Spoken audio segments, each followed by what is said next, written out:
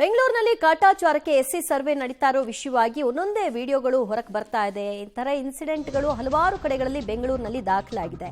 Survey ನಡೆಸದೆ ಮನಸೋ ಇಚ್ಛೆ ಇಷ್ಟ ಬಂದ ಹಾಗೆ ಸ್ಟಿಕ್ಕರ್ಗಳನ್ನ ಅಂಟಿಸಿ ಹೋಗ್ತಾ ಇದ್ದಾರೆ. ಇಲ್ಲಿ ಕೆಲಸ ಮುಗಿತು, ಸರ್ವೆ ನಡೆದಿದೆ ಅಂತ. ಒಂದೇ ಮನೆಗೆ 4 ಸಮೀಕ್ಷೆ ಸ್ಟಿಕ್ಕರ್ ಅನ್ನ ಅಂಟಿಸಿದ್ದಾರೆ ಸಿಬ್ಬಂದಿಗಳು. ಒಂದೇ ಮನೆಗೆ ನಾವು ಹಿಂದೆ ಒಂದು ವಿಡಿಯೋ ನೋಡಿದ್ವಿ, 4 ಮನೆಗೆ 10 ಸೆಕೆಂಡ್ನಲ್ಲಿ. ಇದು ನೋಡಿ, ಒಂದೇ ಮನೆಗೆ 4 ಸ್ಟಿಕ್ಕರ್ ಅನ್ನ ಅಂಟಿಸಿ ಹೋಗಿದ್ದಾರೆ. ಪರಿಶಿಷ್ಟ ಜಾತಿ ಸಮೀಕ್ಷೆ ಸ್ಟಿಕ್ಕರ್ಗಳು ಈಗ ಹೆಸರು ಇಲ್ಲದ ಹಾಗೆ ಆಗೋಗ್ತಾ ಇದೆ. Meter board, letter box, gate, ಗೋಡೆಗೆ ಸ್ಟಿಕ್ಕರ್ಗಳನ್ನ ಅಂಟಿಸಿದ್ದಾರೆ. ಮಲ್ಲೇಶ್ವರಂನಲ್ಲಿ ಈ ರೀತಿಯಾಗಿ ಬೇಕಾಬಿಟ್ಟಿ ಸ್ಟಿಕ್ಕರ್ ಅಂಟಿಸಿರೋದು ಗಮನಕ್ಕೆ ಬಂದಿದೆ. ಬಸವೇಶ್ವರ ನಗರದಲ್ಲಿ ಬೈಕು ಕೂಡ ಸ್ಟಿಕ್ಕರ್ ಅನ್ನ ಅಂಟಿಸಿದ್ದಾರೆ. ಸಮೀಕ್ಷೆಯನ್ನ ಮಾಡಲಾಗಿದೆ ಅಂತ ಅಂಟಿಸಿ ಹೋಗೋದಷ್ಟೇ. ಆ ಒಂದು ಪ್ರಿಂಟ್ಸ್ಗಳನ್ನ ಏನು ಮಾಡಿದಾರಲ್ಲ ಅದನ್ನ ಹಂಚಬೇಕಷ್ಟೇ. ಅದರ ಉದ್ದೇಶ ಹಂಚೋದಷ್ಟೇ ಇದ್ದ ಹಾಗೆ ಕಾಣಿಸ್ತಾ ಇದೆ. ಪ್ರಾಪರ್ ಆಗಿ ಸರ್ವೆ ಮಾಡಬೇಕು, ಆ ಜನರನ್ನ ಮಾತಾಡಿಸ್ಬೇಕು, ಆ ಸಮುದಾಯಕ್ಕೆ ಸೇರಿದವರ ಇಲ್ವಾ ಅನ್ನೋದನ್ನ ಪಟ್ಟಿ ಮಾಡಬೇಕು. ಇದು ಯಾವುದು ಇಂಟೆನ್ಷನ್ ಇದ್ದ ಹಾಗೆ ಕಾಣ್ತಾ ಇಲ್ಲ. ಆ QR ಕೋಡ್ ಇದೆ, ಬೇಕಿದ್ರೆ ಸ್ಕ್ಯಾನ್ ಮಾಡ್ಕೊಳ್ಳಿ, ಅಪ್ಡೇಟ್ ಮಾಡ್ಕೊಳ್ಳಿ ಅನ್ನೋ ರೀತಿಯಲ್ಲಿ ನೋಡಿ ಬೈಕ್ ಗಂಟಿಸಿದ್ದಾರೆ.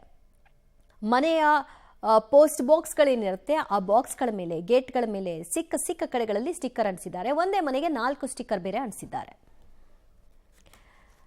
ಮತ್ತಷ್ಟು ಮಾಹಿತಿ ಕೊಡ್ತಾರೆ ನಮ್ಮ ಪ್ರತಿನಿಧಿ ಮಾದೇಶ್. ಡೆಡ್ಲೈನ್ ಮುಗಿತಾ ಬರ್ತಾ ಇರೋದ್ರಿಂದ ಪ್ರಿಂಟ್ ಮಾಡಿಬಿಟ್ಟಿರೋದು ಉಳಿದೋಗ್ಬಿಟ್ಟಿದೆ ಅಂತ ಈ ರೀತಿಯಾಗಿ ಸಿಕ್ಕಲ್ಲಿ ಅಂಟಿಸ್ ಹೋಗ್ತಾ ಇದ್ದಾರಾ ಹೇಗೆ?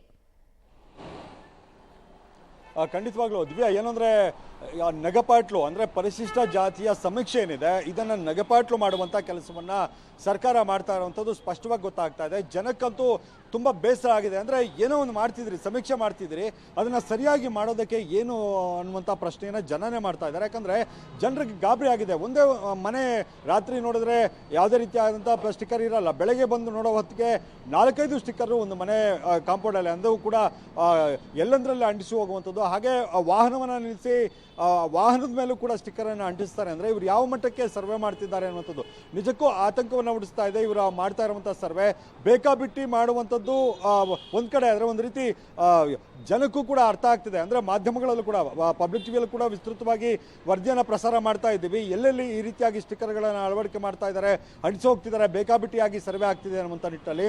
ಆದರೂ ಕೂಡ ಇದಕ್ಕೆ ಸಂಬಂಧಪಟ್ಟಂತೆ ಸರ್ಕಾರ ಆಗಲಿ, ಸಂಬಂಧಪಟ್ಟಂತೆ ಇಲಾಖೆಯವರಾಗಲಿ ಯಾರು ಕೂಡ ಎಚ್ಚೆತ್ಕೊಂಡಾಗೆ ಕಾಣ್ತಾ ಇಲ್ಲ. ಯಾಕಂದ್ರೆ ಇದು ಎಲ್ಲಂದ್ರಲ್ಲಿ ಸ್ಟಿಕ್ಕರ್ಗಳು, ಅಂದ್ರೆ ರಸ್ತೆಯಲ್ಲೆಲ್ಲ ಸ್ಟಿಕ್ಕರ್ಗಳನ್ನ ಬಿಸಾಕುವಂಥದ್ದು, ಎಲ್ಲಂದ್ರಲ್ಲಿ ಅಂಟಿಸುವಂಥದ್ದು. ಈಗ 2 ವೀಲರ್ ಮೇಲೆ ಕೂಡ ಸ್ಟಿಕ್ಕರ್ ಅನ್ನು ಅಂಟಿಸಿದ್ದಾರೆ. ಒಂದು ಮನೆಗೆ 4-5 ಸ್ಟಿಕ್ಕರ್ಗಳನ್ನು ಅಂಟಿಸುವಂಥದ್ದು.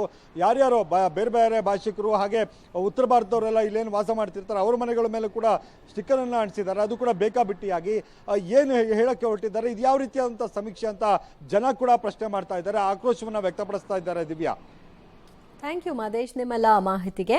ಸೊ ಫೈನಲಿ ಈ ಸರ್ವೆಯನ್ನ ಯಾಕೆ ಒಪ್ಪಬೇಕು?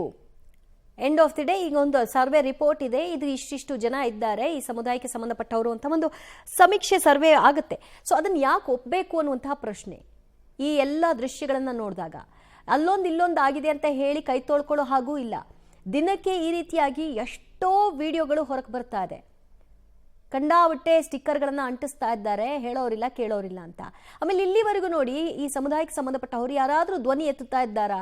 ಈ ರೀತಿಯಾಗಿ ಆಗ್ತಾ ಇದೆ, ಇದರಿಂದ ಅನ್ಯಾಯ ಆಗತ್ತೆ, ಸಲ್ಲಬೇಕಾದವರಿಗೆ ಸರಿಯಾದಂತಹ ಮೀಸಲಾತಿ ಸಿಗೋದಿಲ್ಲ ಅನ್ನುವಂತಹ ವಿಷಯವಾಗಿ ಯಾರಾದರೂ ಧ್ವನಿ ಎತ್ತುತ್ತಾ ಇದ್ದಾರಾ? ಅದು ಆಗ್ತಿಲ್ಲ.